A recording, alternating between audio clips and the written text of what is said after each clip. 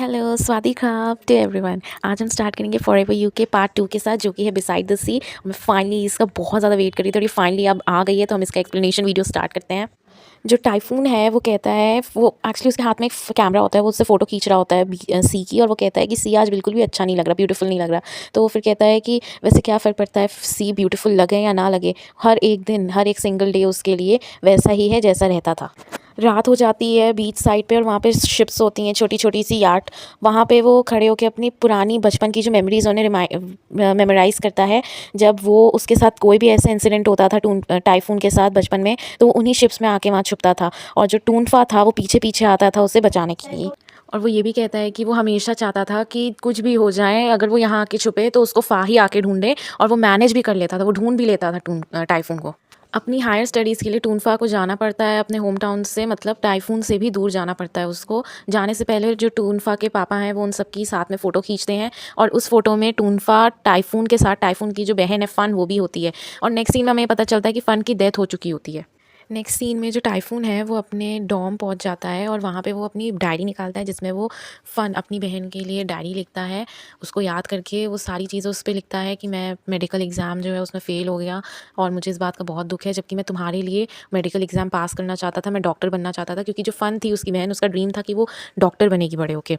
लेकिन अनफॉर्चुनेटली जो टाइफून है वो फ़ेल हो जाता है एग्ज़ाम में। वो बोलता है वेदर बहुत अच्छा है, मैं अपना जो डॉम है उधर पहुँच चुका हूँ, मैं अंदर आ चुका हूँ, और मेरा सेमेस्टर स्टार्ट होने वाला है। ये सब करने के बाद वो नेक्स्ट सीन में हमें पता चलता है कि बाहर जाता है अपने कैमरा को लेके फ़ोटोज़ क्लिक करने, और उसी टाइम उसकी मुलाकात वहाँ पे टूनफा से हो जाती है।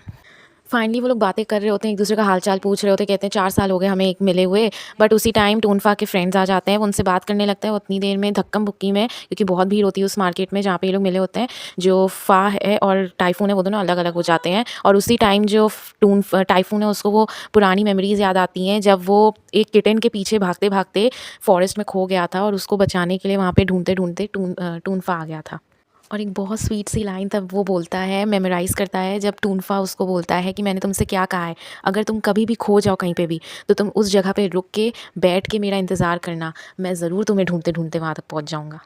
और बस मेमोराइज़ करते-करते वो उस मार्केट में वापस हमें सीन में लेके आते ही हैं कि उतनी देर में जो टूनफा है वो टाइफून के पीछे फिर से आ जाता है, और वो दोनों एकदम एक-दूसरे के एकदम क्लोज़ खड़े होते हैं। फिर ये दोनों एक रेस्टोरेंट जाते हैं, वहाँ पे ये लोग अपने पढ़ाई की बातें करते हैं कि कौन सी फैकल्टी से है। जो टाइफून होता है वो वेटरनरी की फैकल्टी से होता है, और जो टूनफा होता है वो मेडिसिन की फैकल्टी से होता है। ये सब बातें कर रहे होते हैं, तो टूनफा कहता है मैं अपने पुराने जो मेमोरीज़ हैं उनको बहुत याद कर रहा हूँ अभी।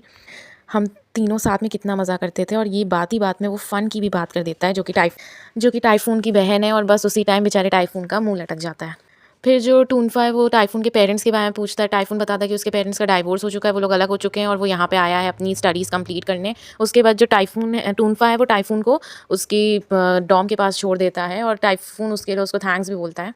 टाइफून अपने डॉम में बैठ के अपने कमरे में पढ़ाई कर रहा होता है। जैसे ही उसकी पढ़ाई खत्म होती है लाइट चली जाती है, और उसको डार्कनेस से बहुत डर लगता है, और इस चक्कर में वो काँपने लगता है, पैल्पिटेशंस आने लगते हैं उसको, आई मीन पैनिक होने लगता है वो, उसको पसीना आने लगता है, वो डर के मारे काँपने लगता है। वो अपने फ़ोन की टॉर्च की लाइट जो है वो ऑन करता है, वो और एक कोने में जाके खड़ा हो जाता है। उस टाइम उसको फ्लैशबैक में हमें दिखाते हैं कि उसके पापा जो हैं वो उसके साथ बहुत बदतमीज़ी करते थे। वो उसको कमरे में बिना लाइट के जो कमरा होता है उसमें बंद कर देते थे, सिर्फ़ इसलिए क्योंकि वो बार कभी उसके उनके ऑफ़िस में घुस जाता था बिना उसकी परमिशन के। और वहाँ पे भी जब उसके डैड बंद करके जाते थे, टूनफा आ जाता था, और वो कहता था जब तक अंकल कॉन्ग की दरवाज़ा नहीं खोलेंगे मैं तुम्हारे साथ यहीं पे खड़ा खड़ा रहूँगा, मैं तुम्हें छोड़ के कहीं नहीं जाऊँगा। और उसी टाइम वो जो टाइफून है वो फ़ौरन टूनफा को कॉल करता है, और उससे बोलता है क्या ये सही टाइम है, मैं तुमसे बात कर सकता हूँ? वो कहता है हाँ बोलो क्या हुआ? तो वो बोलता है कि मेरे रूम की जो लाइट है वो अचानक से चली गई है। और जो टाइफून है टूनफा है वो कहता है तुम अभी भी डार्कनेस से डरते हो? तो कहता है हाँ। तो उसके बाद जो टूनफा है वो कहता है कि तुम्हारे फ़ोन की बैटरी डेड होने से पहले मैं वहाँ पे तुम्हारे कमरे में पहुँच जाऊँगा। और वो बता देता है कि उसका रूम का नंबर 302 है, और वो कहता है तब तक फ़ोन काटना मत। बस उसी टाइम टूनफा आ जाता है फ़ौरन, और वो कहता है मैंने सिक्योरिटी से नीचे बात की है, वो कह रहे हैं कि जो ये लाइट है वो सुबह तक नहीं आएगी, तो क्यों ना तुम तब तक मेरे डॉम में मेरे साथ चल चल के रहो। वो दोनों टूनफा के रूम में चले जाते हैं, और वो जो टूनफा है वो कहता है अगर तुम्हें नींद आ रही है तुम जाके बेडरूम में सो जाओ। तो फिर जो टाइफून है वो कहता है नहीं कोई ज़रूरत नहीं, मैं सोफ़े पे सो जाऊँगा, तुम बेडरूम में सो जाओ। फिर वो कहता है कि नहीं तुम बेडरूम में सो, मैं सोफ़े पे सो जाऊँगा। टूनफा उसको ब्लैंकेट और चादर ला के देता है। उसके बाद जो टाइफून है वो कहता है वैसे मैं सोफ़े पे सो जाता। तो उसके बाद जो टूनफा है वो कहता है कि जो सोफ़ा है उससे ज़्यादा बेटर बेड है, तो तुम बेड पे सो जाओ। उसके बाद जो टाइफून है वो कहता है तो क्यों ना तो हम दोनों साथ ही पे बेड पे सो जाएँ। तो उसके बाद जो फ़ा है वो कहता है कि तुम बेड पे सो जाओ, वो बेटर रहेगा। टूनफा जो है वो अपने कमरे में वापस आता है, वो देखता है कि जो टाइफून है वो सो रहा होता है, वो अपनी बुक ले लेता है, लेकिन उसी टाइम जो टाइफून है वो उठ जाता है हल्की सी आवाज़ सुन के, वो कहता है सॉरी मैंने तुम्हें उठा दिया। जो टूनफा है वो टाइफून है जो वो कहता है कि नहीं मैं सोया ही नहीं था, तो कोई प्रॉब्लम नहीं है। जो टूनफा है वो कहता है कि तुम लाइट ऑन करके सोते हो तो तुम्हें मुश्किल होती होगी सोने में, क्यों ना तुम लाइट ऑफ करके सो, इससे तुम्हारा जो डार्कनेस का जो डर है वो भी चला जाएगा। तो जो टाइफून है वो कहता है कि मैंने ये ऑलरेडी ट्राई किया है पर मैं ओवरकम नहीं कर पाया। तो उसके बाद जो टूनफा है वो कहता है ठीक है ऐसा करते हैं, तुम लाइट ऑफ करके सो, अगर तुम्हें डर लगे तो तुम मेरा हाथ पकड़ लो, मैं यहीं पे तुम्हारे साथ रुकूंगा। पूरी रात जो टूनफा है वो टाइफून का हाथ पकड़ा हुआ था, उसके साथ ही था, और जैसे ही सुबह होती है वो बाहर निकलता है रूम से, तो टूनफा जो है वो उसको कपड़े देता है और कहता है कि तुम नहा के ड्रेस सब कर लो, फिर हम लोग कुछ खाने के लिए ढूंढते हैं।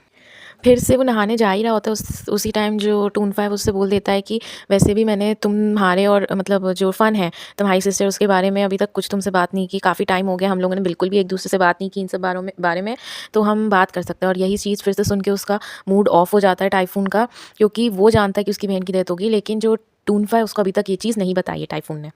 वो लोग खाना खा रहे होते हैं और जो फ़ा है वो फिर से फ़न की बातें करता है, तो वो जो टाइफून है वो बातों को मतलब उसको ये नहीं बताता कि वो मर चुकी है, जबकि उसके बारे में बताता है कि अब मैं बड़ा हो चुका हूँ, तो इसीलिए मेरी जो बहन है उसने मुझे अकेला कह दिया कि तुम अकेले जाओ, अकेले सब कुछ करो, तुम अब मैनेज कर सकते हो, इंडिपेंडेंट बनो। उसके बाद जो टाइफून है वो कहता है कि तुमने आज तक मेरे फैमिली के बारे में कभी कुछ नहीं सुना फ़ा? तो फ़ा जो है वो कहता है कि मेरे पेरेंट्स तुम्हारे पापा के बारे में कभी भी कोई भी बात नहीं की। तो मुझे ऐसा लगा कि जैसे वो डिसअपीयर हो चुके हैं, गायब हो चुके हैं, और इसीलिए मैं हमेशा ये सोचता था कि मैं तुमसे और फ़न से कभी ज़िंदगी में फिर कभी मिल ही नहीं पाऊँगा।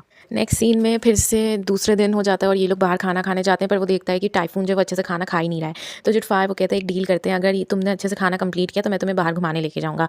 तो जो टाइफून है वो कहता है ऐसा क्यों? तो उसके बाद जो टूनफा है वो कहता है क्योंकि एक बच्चा है जिसकी ये बुरी आदत है कि वो खाना सही से कंप्लीट नहीं करता, तो क्या बोलते हो तुम, डील पकी हुई? तो उसके बाद जो टाइफून है वो खाना खाने लगता है और वो पूरा खाना ख़त्म करता है।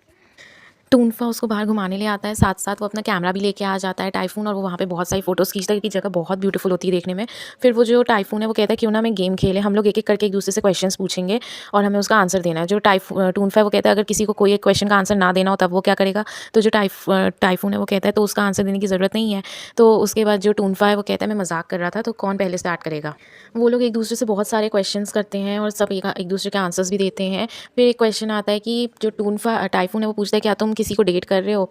तो जो टूनफा है वो कहता है कि नहीं, और मेरे लिए प्यार बहुत दूर की बात है। तो जो टाइफून है वो कहता है ऐसा क्यों? टूनफा जो है वो कहता है कि हाई स्कूल में मैं पहले किसी को डेट करता था, लेकिन फिर मुझे समझ में आया कि जो ये प्यार है बहुत कॉम्प्लिकेटेड चीज़ है और वो मैं हैंडल नहीं कर पाऊँगा। तो हम दोनों ने ब्रेकअप कर लिया, और हमारे ब्रेकअप के बाद मैंने कभी भी प्यार करने के लिए किसी को ढूँढा नहीं, ना किसी के साथ रिलेशनशिप में आने की कोशिश की। एंड यहाँ पे ये एपिसोड फिनिश होता है। Thank you for watching.